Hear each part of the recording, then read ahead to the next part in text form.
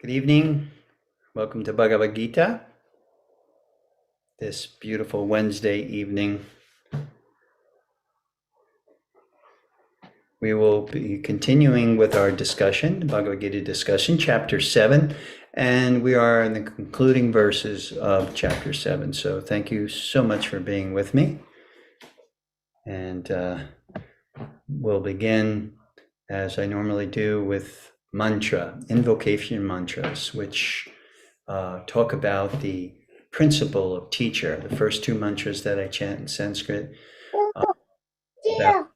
about the principle of teacher, and the second two are to my teacher, the respect and gratitude to my teacher for teaching me the principles of Bhakti Yoga, and then last two are to divinity, Chaitanya Mahaprabhu, who came over 500 years ago to opportunity to chant these mantras, and finally Hare Krishna. So let us begin.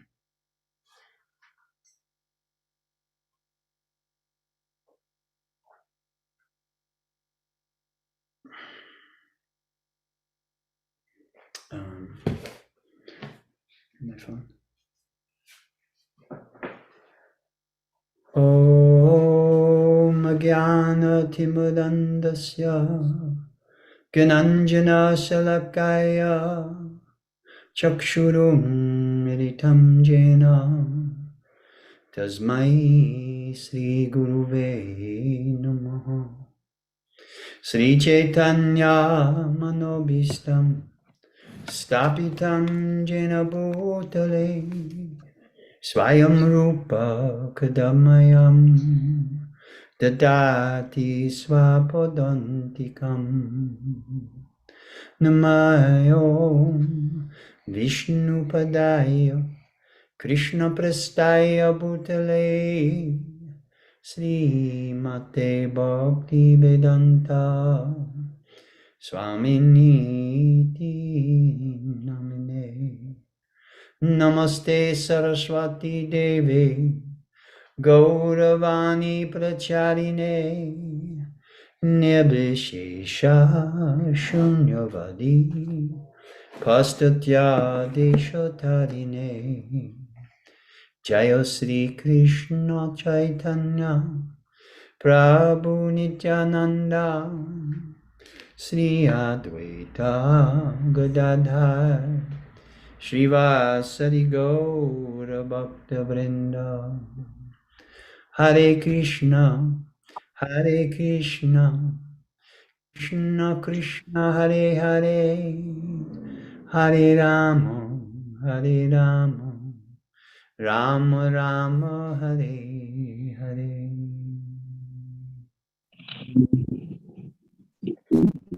Okay, so chapter 7. Chapter 7, and we are on the verse text.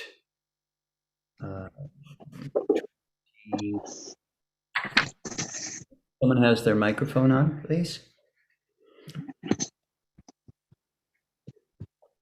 Yeah, we concluded with text 25. We'll begin with text 26. And that text reads as follows. O Arjuna, as the Supreme Personality of Godhead, I know everything that has happened in the past, all that is happening in the present, and all things that are yet to come. I also know all living entities, but me, no one knows. So there's a Sanskrit phrase called Trikalagya.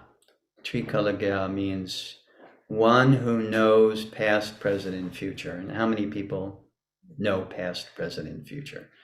So these next few verses, one of the points that I'm going to emphasize is the point of Krishna, who is the deliverer, the speaker of the philosophy contained here in the Bhagavad Gita, is not an ordinary personality. It's not that he's extremely erudite or he's a scholar, although those things may be there. But the point is, Krishna himself, reiterated by Sanjaya, who's part of the secondary duo who have dialogue in the Bhagavad Gita, Sanjaya and Dhritarashtra, the king.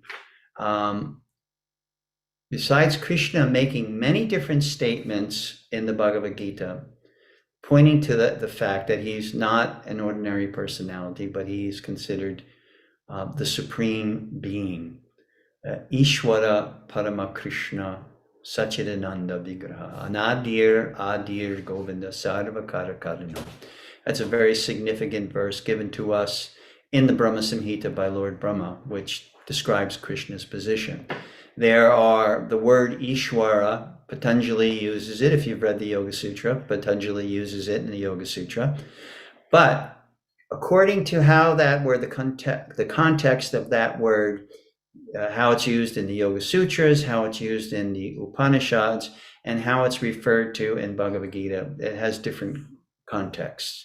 So when Brahma refers to Krishna as Ishvara, he refers to Ishvara meaning the supreme controller. Patanjali uses it a slightly different way. It's also meant to point out divinity, a divine being, but he's not specific in who he is. He potentially is keeping a little distance when he is talking from being theistic. His audience is more the yoga audience, those that are getting involved in yoga, those that are practicing, particularly Patanjali talks about Ashtanga yoga, the eightfold yoga system, and Kriya yoga, which is very similar to Karma yoga in the Bhagavad Gita. So this reference to Ishvara Parama Krishna, that means there may be many controllers, there may be many incarnations, avatars, or other powerful personalities, but who Krishna is referring to in this particular case, and Arjuna and Brahma and Sanjaya, they're all referring to that supreme controller. It's very interesting because we mostly think of the Abrahamic religions as being fiercely monotheistic, whether it be Islam or Christianity or Judaism.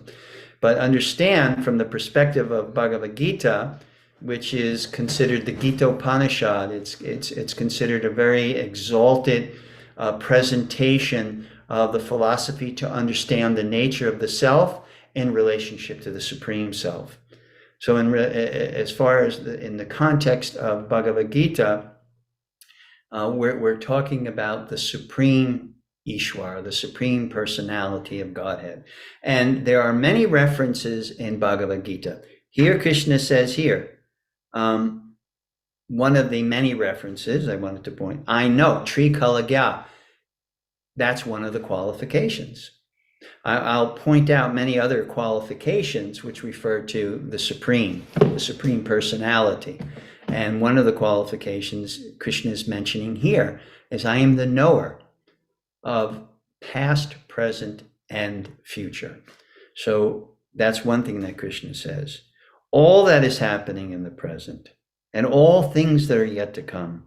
I also know all living entities, but me, no one knows. Now, that's another qualification of Krishna pointing out to his divinity, his supremacy as an incarnation of the Supreme. So in that way,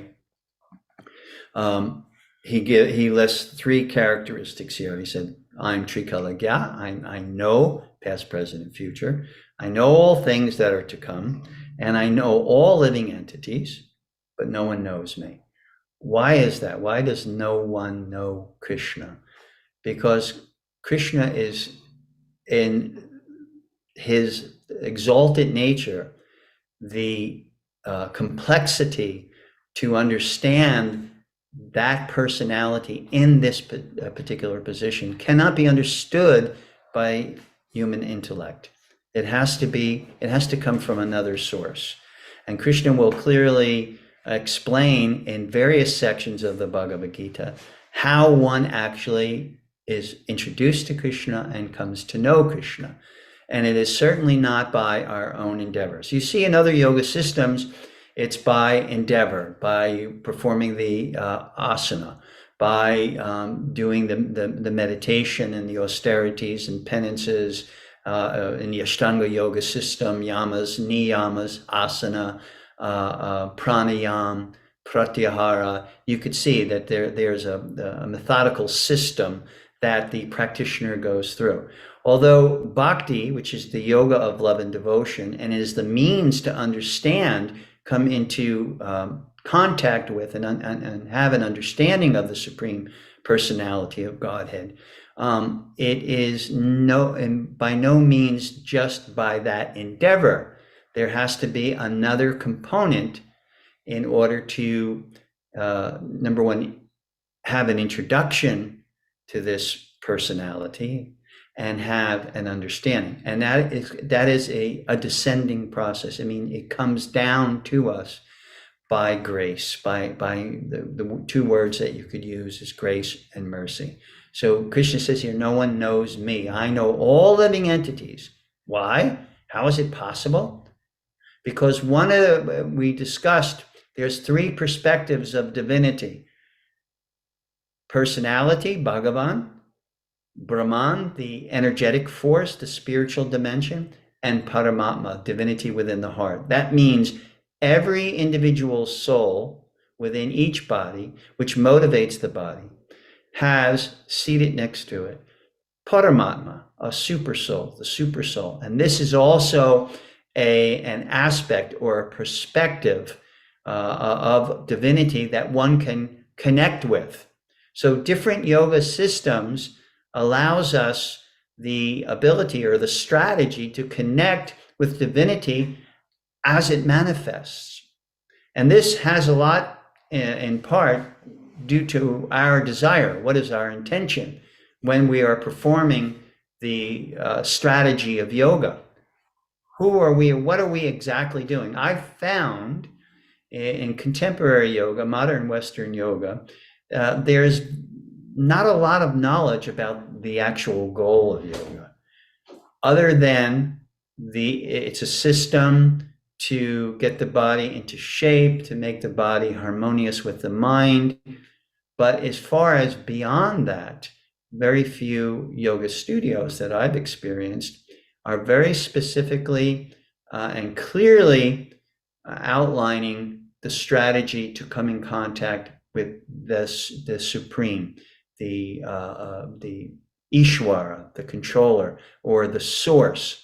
What is the connection to the source of all that we know, all mental things, physical things, extraterrestrial things, all things has a source, and that source is described in the various sacred texts like the Upanishads, like the Patanjali's Yoga Sutras, like the Bhagavad Purana and other Puranas, and because we're studying the Bhagavad Gita, like in the Bhagavad Gita. Now, according to one's intention and one's approach, if we have that, if we have advanced that level, then one or the other perspective of divinity can be revealed through knowledge, the yoga of knowledge, Jnana Yoga. One can come in contact with Brahman, but not the personality of God, no other division or no other aspect.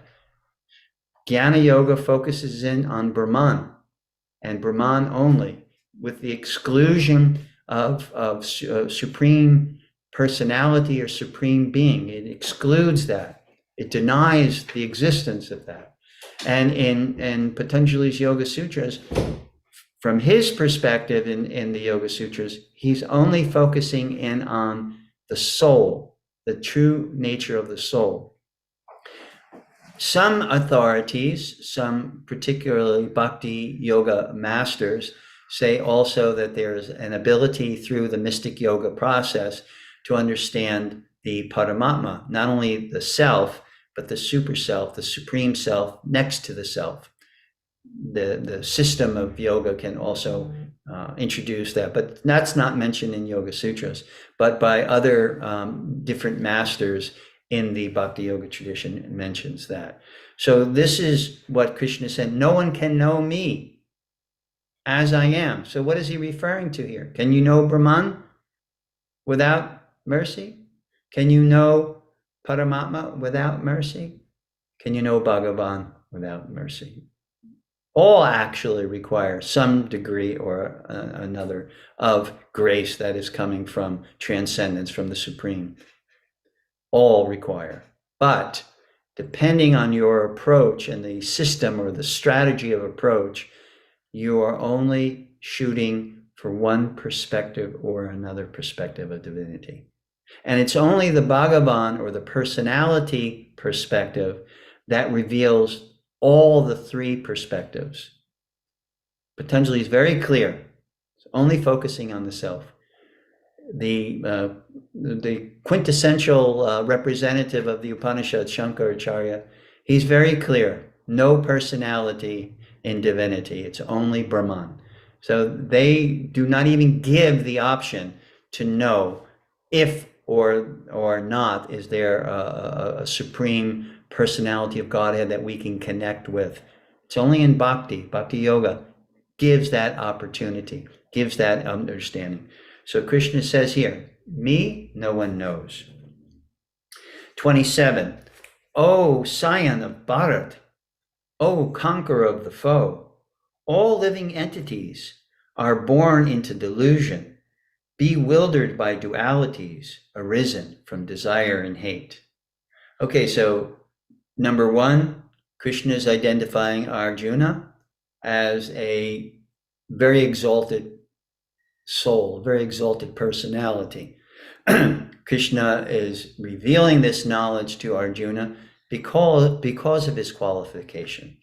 And again, that is what allows us entrance into this mysticism, this mystical understanding, is the fact that we have to qualify ourselves. Just like if I met you for the first time. Now, you, more than likely, would not reveal yourself and all your inner workings and all your inner thoughts, etc., upon first meeting. I mean, that, if ever, rarely happens. What happens over the course of time when one gets to know another person and there's a development of respect and trust and so many different wonderful qualities, then we may open up our heart, we would say. So similarly, the relationship with the Supreme, with divinity, does not immediately open up. It requires time and sincerity and endeavor. And by doing this, with this sincerity and this endeavor, then eventually, as our heart becomes purified from what Krishna says here, bewilderment, the bewilderment that we are experiencing. Why is it that we can't recognize that there is a God? Because we're bewildered. We're bewildered by so many different things. Krishna breaks it down into two things. We're bewildered by the duality of desire and hate. So what does that mean? Let's put it into perspective of what Krishna is talking about here. The duality of desire and hate. How do we interact with the world around us? That's the understanding. We interact with the world around us through our senses, through our sense of sight, our sense of smell, our sense of taste, our sense of hearing, our sense of touch. This way, this being that is in this particular body reaches out to the world around me. I reach out with my eyes. I reach out with my ears and my nose and my taste and my touch. And there's all this input that's coming to me, sensory input that's coming to me. So I'm interacting with the world without. Now, what happens if one is in a state where one does not know the true nature of the self, and one does not know the true nature of the self in relationship with the Supreme Self? Then that means one only has the ability to interact in this world, in this material world, which is comprised of earth, water, fire, air, ether, mind, intelligence, and false ego. That is our ability. That is the restriction or the limitation that we have placed on ourselves by our conditioning, by the energy that we're interacting with, the material energy. And the characteristics of that material energy are called the gunas. And that means it has influences. And so those influences limit our ability to perceive beyond it. We cannot see beyond it, therefore we cannot understand beyond it. So what Krishna is saying here is that limitation, that interaction causes the duality of desire and hate, and therefore one becomes covered. Their vision becomes covered. So what does desire and hate means? It means what we're interacting with, the objects of our senses in this material world, we develop either an attraction for them or a repulsion. An attraction or a repulsion. So a man sees a woman, okay, and he becomes attracted. So he's attracted to an object of his senses. Let's take it, the man and the woman get married. They have a bad relationship. It goes from bad to worse. And then the initial object of attraction becomes the object of hate. Now we don't get along.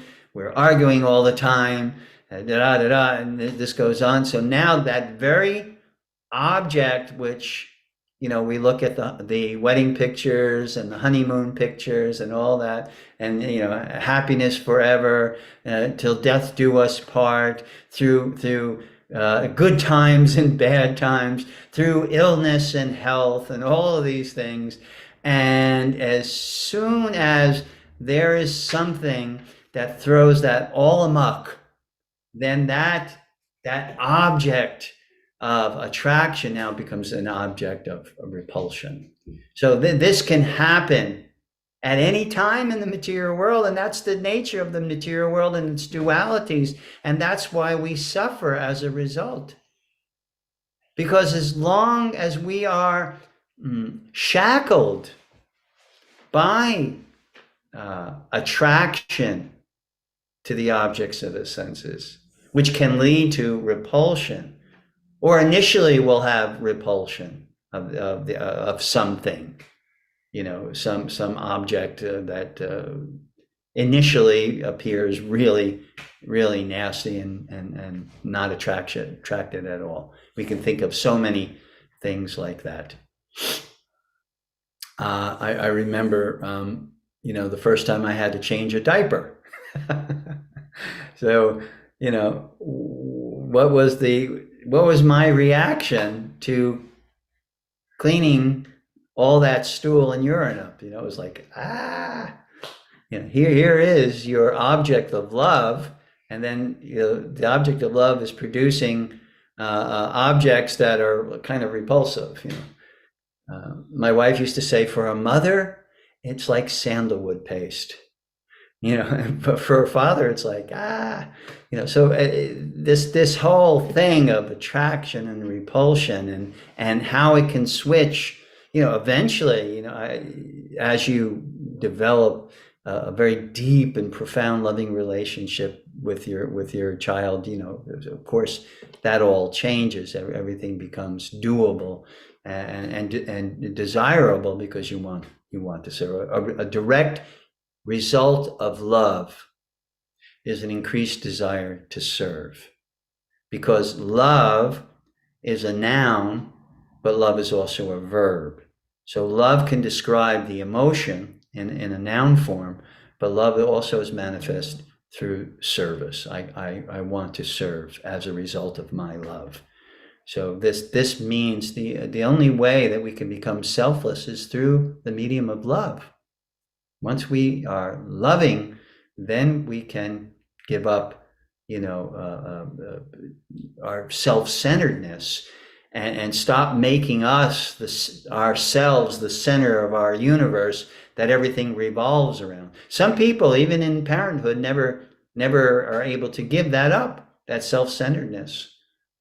They're never able to get themselves out of the center of the universe. Everything revolves around them. And, when children become inconvenient or a disturbance to that paradigm, then, it's hard to deal with your children or even to be with the children like that. But love helps one to transcend inconvenience. Love is the only powerful force that can bring in selflessness, selfless service.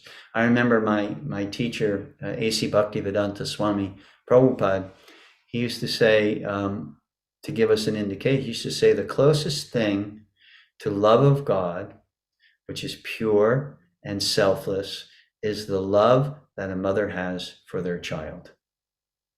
Because the mother is the mother has the child in her womb.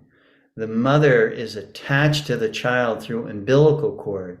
The mother is feeding that child as the child grows and develops from the minute embryonic stage all the way up until, it's ready to come out. The mother is so intimately attached to that child. The psyche and the emotions of the mother are so intertwined with that child. So Prabhupada wanted to give us an understanding of what it means to be a selfless lover of the Supreme. And he used the analogy of a mother who truly loves their child, goes through all kinds of austerities, and willingly. Why? Because it's that love emotion. And when you experience that love emotion noun, then you do love verb, love through action, love through service. And just to understand that analogy gives you an understanding of what Bhakti Yoga is all about. Bhakti Yoga is the yoga, the strategy to link with the Supreme through love and devotion. So love, yes, is a noun. Love is that emotion, that mood, that attraction. But it also manifests through action, through service for the Supreme. And the more one becomes purified in heart, and the more one develops a relationship, an intimate, loving relationship with the Supreme, the more selflessness. Selflessness is a direct result of purity of the heart. And when the heart becomes pure, then the eyes can see. The eyes can see clearly. And what do the eyes see clearly? The eyes see their object, their true eternal object of love and devotion, which is that aspect of divinity which is described as personality, the supreme personality of Godhead. And then there becomes exchange. Bhakti is reciprocation and dedication. Bhakti means reciprocation with the Supreme. And when Krishna says here, no one knows me, true.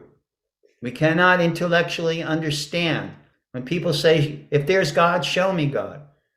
And even if I was to show you God, you wouldn't understand. Because that is not the way. Through the intelligence which is contaminated or conditioned by the gunas, particularly Rajagun and Tamagun, or ignorance and passion, because the consciousness or the intelligence and the mind are influenced, we cannot understand with clarity and with dedication that there is a reciprocation that comes to us through this development of relationship. So no one knows me, Krishna says in that previous verse, but yet one can when revelation is there. So revelation, the experience of revelation, is an important component in bhakti. Yeah, bhakti has rules and regulations and chanting, etc., but bhakti is also experiential. Bhakti and the performance of the principles of bhakti and the rules and regulations of bhakti are meant to give us the experience of what it's like to be in relationship with that supreme, that divine personality. It's just like if you have a really, really good friend. Think of someone in your life that is really close to you and you really enjoy being in their association. Even talking to them on the phone or exchanging a text message or receiving an email from them or a video from them through Facebook or Instagram or whatever, you get a good feeling. You like being in their association. So imagine there's a verse which describes the position of the Supreme Person and how we should see Bhoktaram Jagnatapasam, that when we perform sacrifice and we offer that sacrifice, the recipient of that offering of our sacrifice of labors of love is the Supreme Person. Sarvaloka Maheshwaram, the understanding, the recognition that everything comes from the Supreme.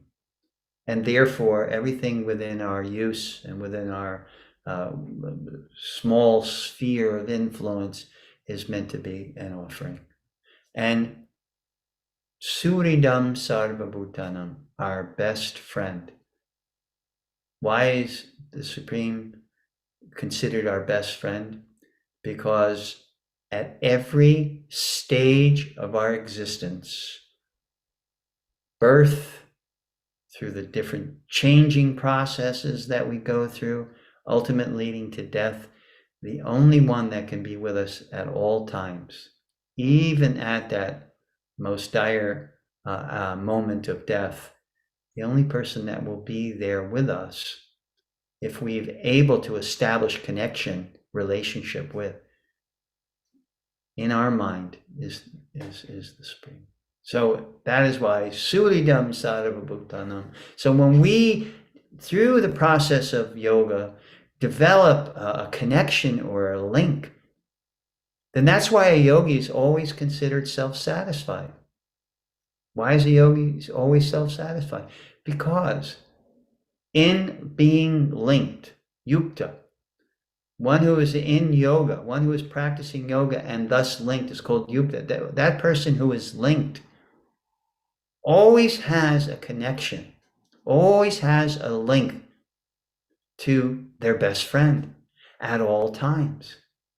And therefore, in good times, in bad times, and this is the real vow we should take, in happiness or distress, in health or in sickness, yes, that is that personality that will be with us. And thus we become satisfied, self-satisfied in that regard. So bewilderment is caused by having desires. This is only due to our ability, or rather inability, to see anything other than interaction, our senses interacting with the external world. Yoga means to go within. That's why one of the 8 steps of Ashtanga yoga that Patanjali outlines is pratyahara, to go within. In bhakti, it's the same thing. Bhakti, we go within. We go within our heart. We go into that temple of understanding. Momona mondire rahanisidi Krishna Murari, Sri Krishna Murari. That means our heart, the temple of our heart. When we have opened the doors to that heart and we have made that place a suitable place for the residence of the Supreme, always in our heart. And we can always be linked and always connected. So it's not hard to understand. Good times will come, bad times will come. That's not hard to understand. Sickness will come, health will be there. Wealth will be there, poverty can be there. It's not hard to understand. We see it all the time. We've experienced it in the course of our life. Good relationship can turn to a bad relationship. We've seen how these things are there. And if that's all we know, that's why the mind becomes turbulent, because of the changes. And the only thing that we know are these changes, and the only thing that we're absorbed in are these changes. Patanjali calls them vritti, means that which is turning around in our mind. When you turn around, that means you can see one side, and when it turns, you see the other side. So when you see happiness, what's the other face of happiness? It's distress. When you see health, what's the other face of health? Sickness. All of these various dualities. And if that's all we know, if that's all our minds are absorbed in, is the vrittis, in the turnarounds that are there, then we experience suffering. That's why Krishna, one of the keys that Krishna says that we must cultivate in our process of yoga, in practicing yoga, is tolerance. Matras sparshasta kontyasi toshna sukha dukkada agama payano nityas tam titikshashva bharata. So tiktashva means tolerance. We must, when those dualities that we're going through them, those turnarounds are there, know that to be the mind, not to be the self. When one is coming closer and closer to self-realization, there is stability there. There is steadiness there. That is actually the first definition that Krishna gives yoga in the second chapter. Steadiness, stability, equipoised, balanced. All of these synonyms indicate the mind that is being connected to the Supreme through the process of yoga. That is yoga. That's why Patanjali says, yogas chitta vritti nirodha.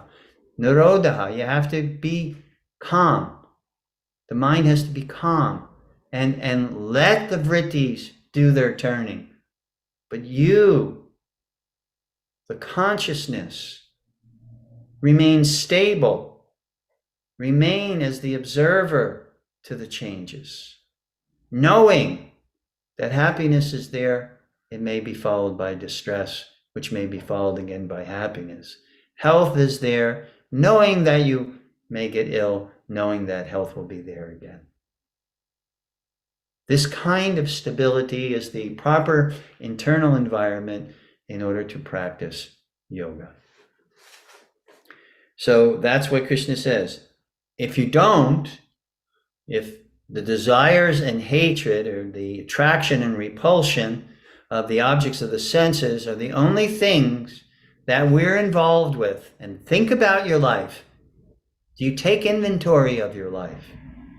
This is an important thing. I try to do this all the time, to take inventory of the happiness and the distress. And when you can step back and take that inventory, then you can actually see what are the things, what are the situations, what is the internal and external environment which triggers certain things. Whether it be anger, whether it be sadness, preoccupation and sadness. Any one of these things, we try to take inventory and try to cultivate a sense of awareness of how these things, this attraction and aversion is causing us to be deluded, to be tricked, to be bewildered. So now Krishna describes that personality, that person who can qualify themselves for an understanding of their relationship with the Supreme. So we're on text 28. Persons who have acted piously in previous lives and in this life, and whose sinful actions are completely eradicated, are freed from the dualities of delusion, and they engage themselves in my service with determination. So what's the first thing that's mentioned? Piety. There's three types of piety.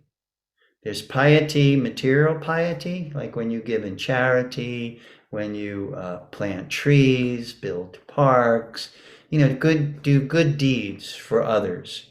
Then you get punya, you get material results or reactions to put into your bank account. It's material piety. There's mokshan sukriti, is when you perform different types of meditations and where you are actually focused in on moksha or trying to be liberated, having the self free from the shackles of the material. And that means bhakti mukhan sukriti, which means when you actually at some point accidentally or on purpose, you perform some bhakti in relationship to the Supreme. And there's all kinds of opportunities that happen. Actually, one of the great things, there are many great things I have to say about my teacher, but one of the many great things that he did was he gave opportunities to all people of all race and all religions to have a chance at performing bhakti, devotional service to the Supreme, knowingly or unknowingly. We're going in June, the second weekend of June, we're going up to New York. And ever since 1976, there has been the Festival of Chariots, or the Rath Yatra. And that was one of Prabhupada's inspirations. And he instituted these festivals all over the world in great cities like New York and London and Paris and Los Angeles and Miami and Melbourne, Australia, and all Calcutta, all cities, many cities in the world. And what is it? It's a festive occasion where there's dancing and singing and the colorful chariots and the smiling face of Lord Jagannath, and people are dancing and there's feasting and so many things. And I've seen in the amount of Rath Yatras I've been able to attend in the course of my 50 plus years involved in bhakti. I've seen so many hundreds of thousands of people who would never have a chance to perform bhakti. Even just appreciation is a performance of bhakti. But they would not have that chance had this festival not been instituted, way back in I think San Francisco was the first one that Prabhupada instituted, way back in the late 60s. And then hundreds of people, you would see there's old movies, old videos of that taking place. And you see people dancing, flowers in their hair, and happiness, and just experiencing the love. And what is it that we want? What is it that makes our heart light and fulfilled? It's the love, experience of love.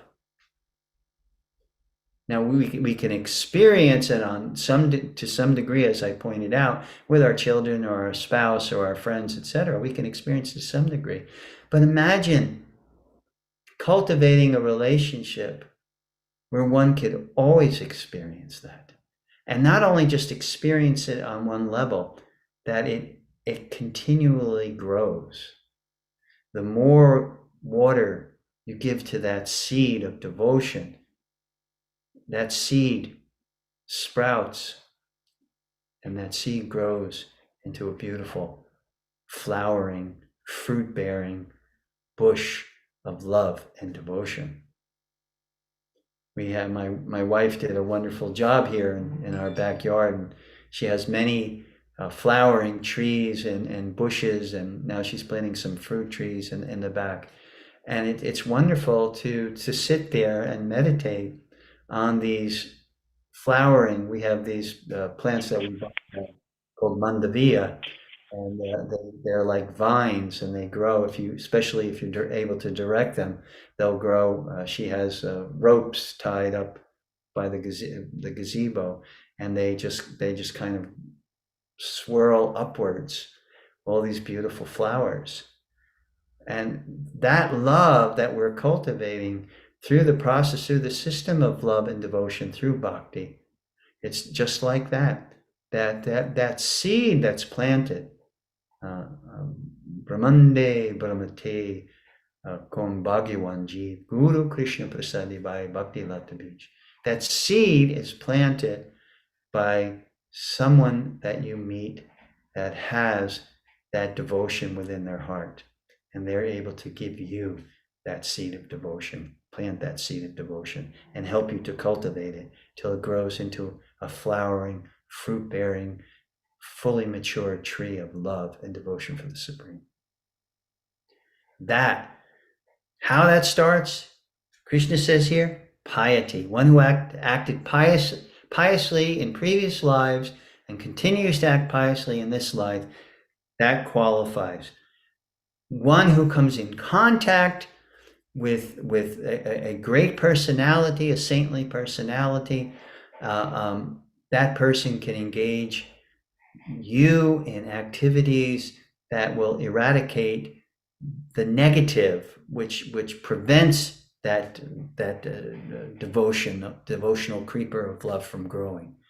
So that person gets rid of the dualities of delusion, becomes equipoised, becomes situated on the platform of yoga, becomes equipoised, and they're freed from the dualities of delusion, and they engage themselves in love and devotion with determination.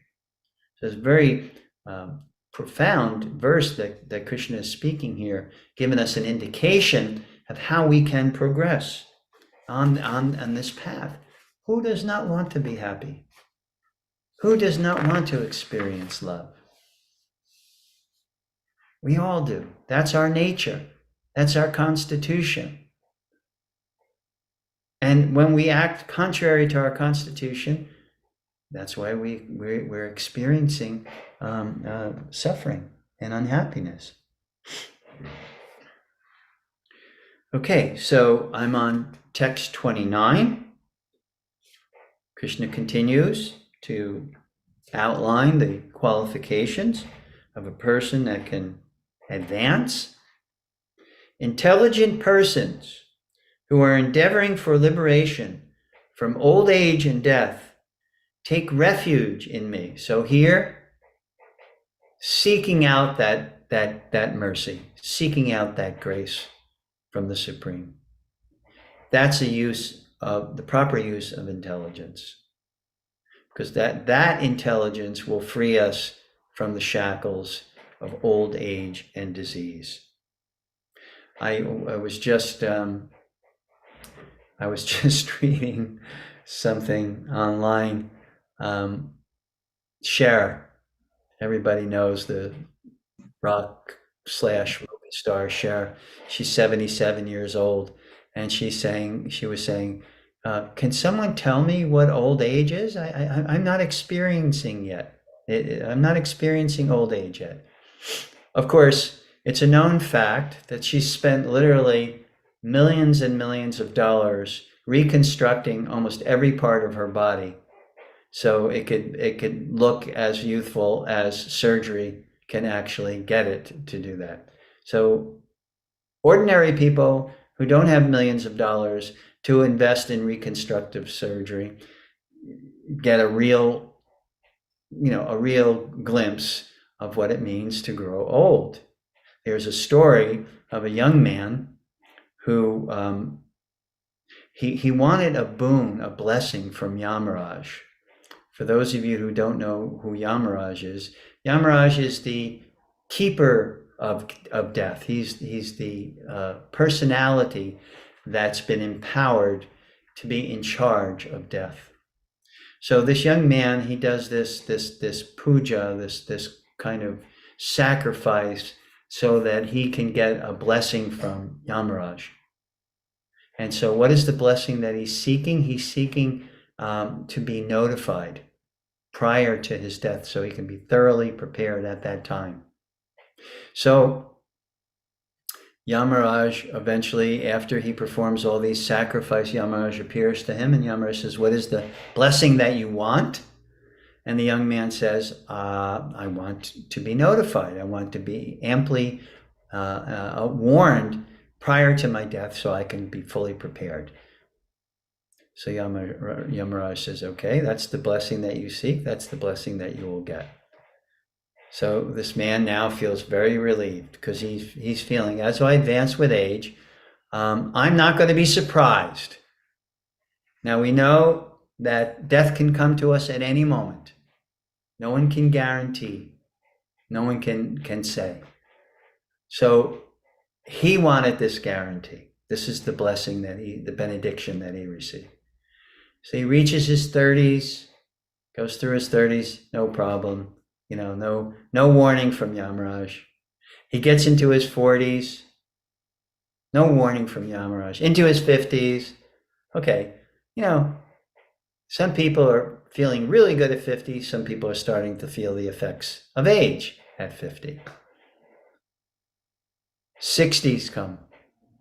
He's still feeling pretty good. He's not getting any warning signs from Yamaraj. Nothing's there. And then finally he goes through his 60s. He reaches into his 70s. He gets to be in his mid-70s. Okay, he's waiting for Yamaraj. Yamaraj is not coming. And all of a sudden, Yamaraj comes. Okay, it's time to go.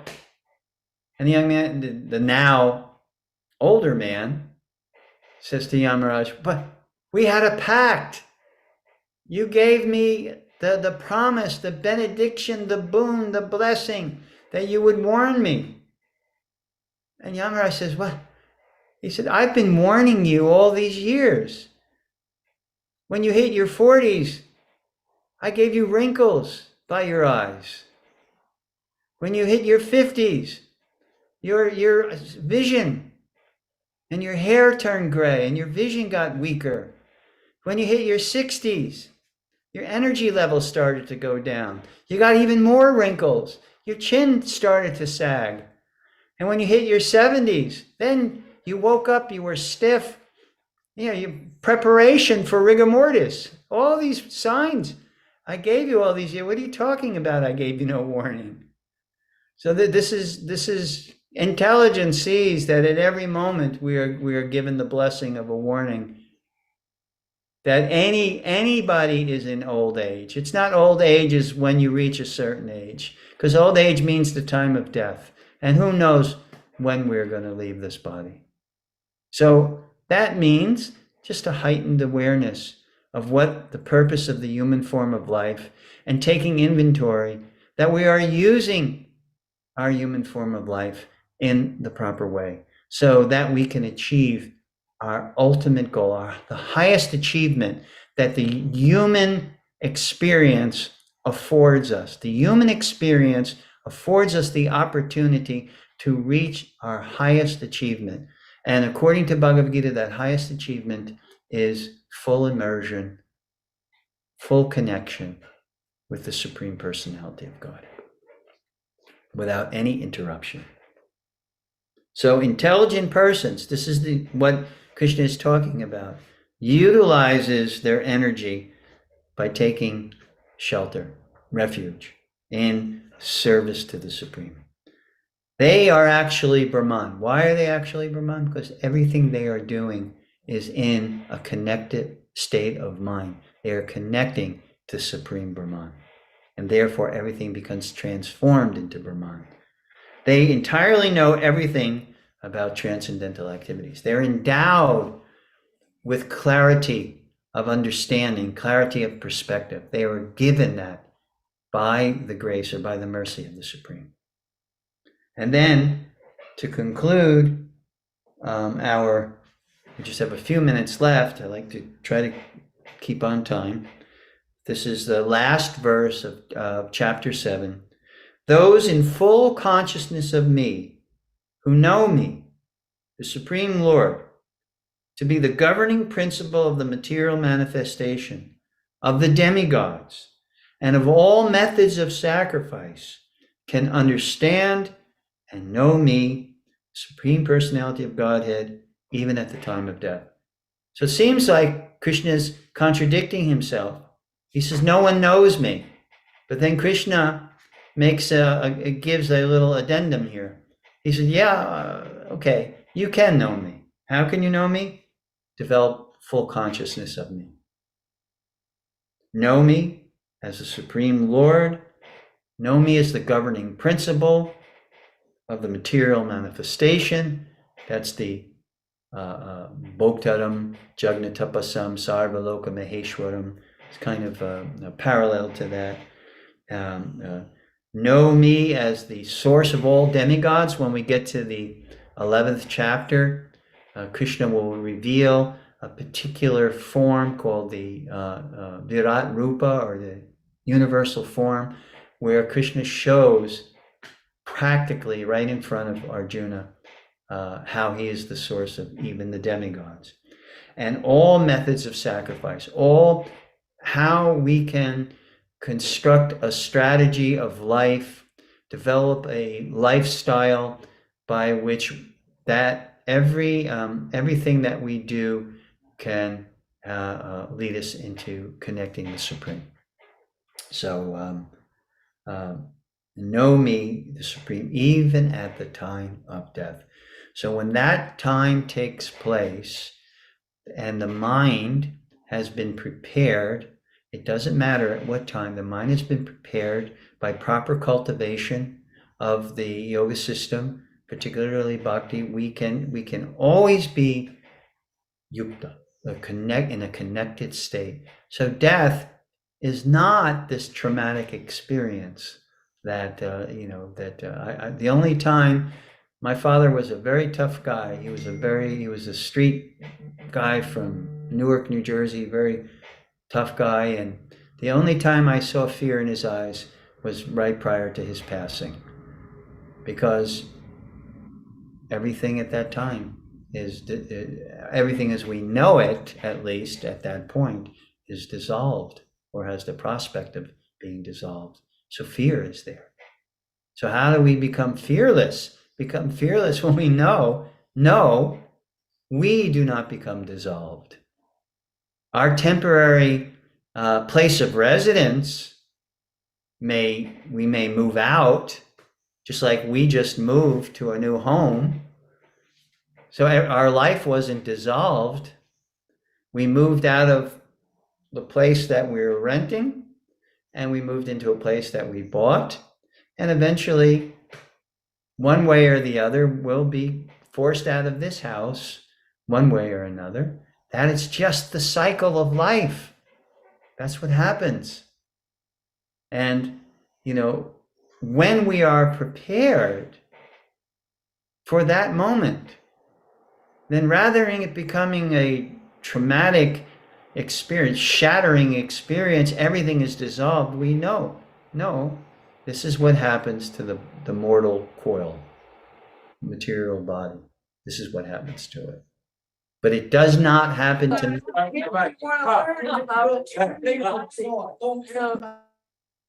Does not happen to me, the soul. I am eternal, full of knowledge, and blissful.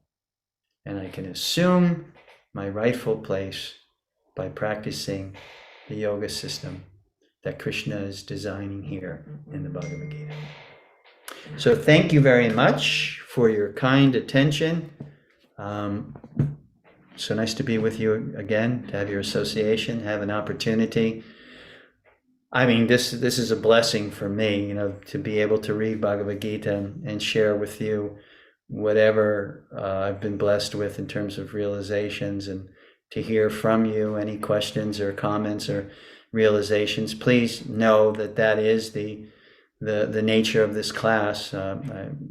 Your participation is welcome in the form of questions or sharing your realization. So if anyone at this time would like to bring up a point, a realization, have a question, please do. Hare Krishna, Prabhu. Thank you Hey, so much for this wonderful class.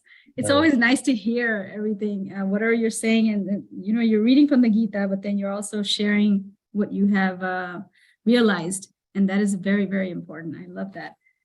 So a lot of points that you made, I love. One of them is that there's different yoga systems, and none of them tell you what is the absolute truth. They just give you the bodily concept of life. They just want you to like realize that, oh, you know, you just make your body comfortable, and then that's how you get peace and all these kind of things. And I'm like, that don't make any sense. We're not this body. So, and then Bhakti Yoga gives you this in-depth knowledge of who you really are. Once you start serving, like you're serving your family, but then you start serving your deities if you have, then it's just more blissful, more you feel like the difference in the consciousness. Yeah. So, yeah. Thank you very much for that. Yeah, I think for a newcomer, I mean, we all have our challenges along our evolution. For a newcomer, I've found that the only way I was able to enter into the Bhakti Yoga system is being open to the possibilities, being open to possibilities that are beyond, you know, my limited perception. And that is what helped, I think, me to get a start. Because sometimes, I don't know how many really new people are here, but in order, when you look at yourself and you say, how do I start in all this, or do I want to start, or, you know, so many questions come. The only recommendation I can give is come to grips with the reality that you have to be open to all kinds of possibilities that are beyond, you know, beyond what we've experienced so far in this world. And fortunately, I grew up in a time that was really conducive for that kind of mindset. I grew up in the, you know, especially as a young man in the late 60s. I was in college from 1968 to 72. And certainly there was a lot of things going on, you know, which challenged you as a normal person, you know, living in this world, and made you think if life is not something more than just you know, growing old and dying. So thank you, Ishwarya Radha, for sharing that. I appreciate it. Anyone else? Yeah, I see a hand raised there. Who is that? This is Keena. Hey, Hello. Keena. Hey, how's it going, man? Good. Very good. I really enjoyed how you were discussing the Bhagavad Gita. But as you read it, I've noticed my wife right now is finishing her master's in mental health, and she's like top of her class. But she was still struggling with just life and in general until I said, please just pick up the Bhagavad Gita, just read it. Good advice. Yeah, and because it worked for me, like just the words, it touches you deeper than your mind here. You know, it goes like to the heart. Yes. And since she started reading, everything's changed. Yes. Even though she did a formal education, she's on the President's Club for her master's in mental health, but it didn't help her mental health until she started reading the Bhagavad Gita. Yeah, because one of the things about science is it's empirical. So mental health, imagine trying to understand empirically the mind. The mind is so complex and so tricky. And that's why a lot of people in the mental health industry Mhm. struggle greatly, with it, because it's very, I have a friend, she is, if not the top psychiatrist in Puerto Rico, probably close to it. And boy, the struggles that she goes through. She's a psychiatrist, so she's an MD, and then she did her fellowship in forensic psychiatry, and a highly Nice. educated, highly trained person. But just to hear every day what mental health people have to go through, to hear the heaviness of the mind and the complexity and the trickery of the mind, it wears down. And your wife is, I imagine she's relatively new to it so Yeah. far. And my wife's a medical doctor, and she has to deal with more. Even though she's not a psychiatrist, she's trained in internal medicine, dermatology, and Ayurveda. But she has to hear a lot of the mind going on. And it is a chore, it is a burden. So I don't envy her. I wish her well. And the advice that you gave her, Kina, to explore the Bhagavad Gita, to explore Bhakti Yoga, it does twofold. It helps us to understand the nature of the mind. Mhm. And number two, it helps us to understand our own mind and be able to stand back at a distance and be the observer of our own mind. And we have to, come to grips with the reality of recognizing when our mind is getting the best of us. Mm. We can't recognize when the mind's getting the best of another person if we ourselves are lost when it comes to that. So Bhagavad Gita helps bring clarity to that. What is the mind? What is the nature of the mind? How to control the mind? All of these things. And then you can bring it into it. I have a friend, he also has a master's degree in social welfare work, and he's retired now. And he is the most calm and collected person you ever want. And some of the stories, because he was a caseworker, and Um, he had to go into homes of kids that were severely neglected or abused, etc. And I used to say to him, Drishta, how do you do it? How do you not bring it with you? And he says, I just keep. He's a god brother of mine. He's a Prabhupada disciple also, many years okay. practicing bhakti yoga, and extremely bright when it comes to the principles of bhakti. But he just says, I keep the philosophy first and foremost. Mm. That keeps me centered, and that keeps me from being overwhelmed by the complexities of the material nature. So I can only advise your wife humbly, from the bottom of my heart, the more she's able to come to that level, of really getting in touch with her own mind and how to control it and how to experience the true happiness that comes from the heart through devotional service to the Supreme. Once she's in contact with that, then she's able to kind of step back from the complexities and the overwhelming effects of having to deal with mental health issues every day. Yes. Well, So thank you're you. a good, Tina, you're a good friend to her. But I have to be, and I mean, now she's chanting too now, so it's Uh, real.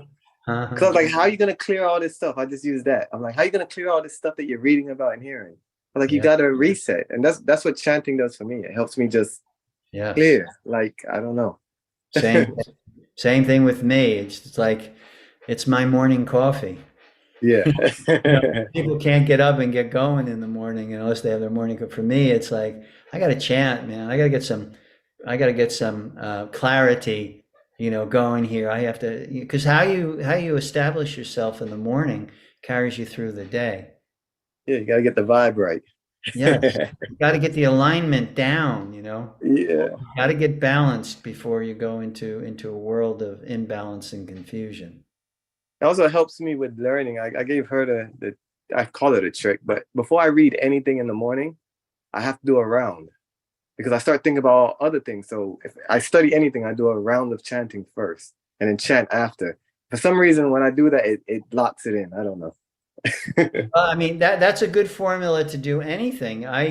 We were living in Puerto Rico, and I decided, I used to be very athletic and got a little lazy when I got older. So I said, I'm gonna when I finish a certain amount of rounds, I'm gonna do X amount of push-ups. Yeah. Because you need the blood flow. You need to take a break, and I kept doing that. So I got up to doing like 100 push-ups a day. Oh And gosh. have all my rounds done and doing 100 push-ups a day just to keep the blood flowing, no sleepiness, no full attention, full immersion. So Ah. it was kind of going tandem, keep the body flowing, keep the love flowing. Oh, that's nice. Yeah, I like that. I'm using that. All right. Thanks, Keaton. Thank you. Thank you. Good to see you. You too. Okay, anyone else have anything they would like to share with us? If not, we'll I would like to apologize, Lakshmi, because I'm hidden today. My connection is lousy. Oh, okay, no problem. No apologies necessary, Eleonora. You're always there. And you are keeping me thinking of chair because I don't know any surgery for the brain for that. That's funny. Yeah. So we got to take. Thank you for all. Yeah, we'll use whatever trick Always nurturing. Thank you, Eleanor. Yeah. You. Yeah. Okay. All right, everyone. If there's Thank you. nothing else, again, wonderful to have your association. We'll see you next week. We'll begin with the 8th chapter. So if you want a little homework assignment, read as much as you can of the 8th chapter. It's not a long chapter.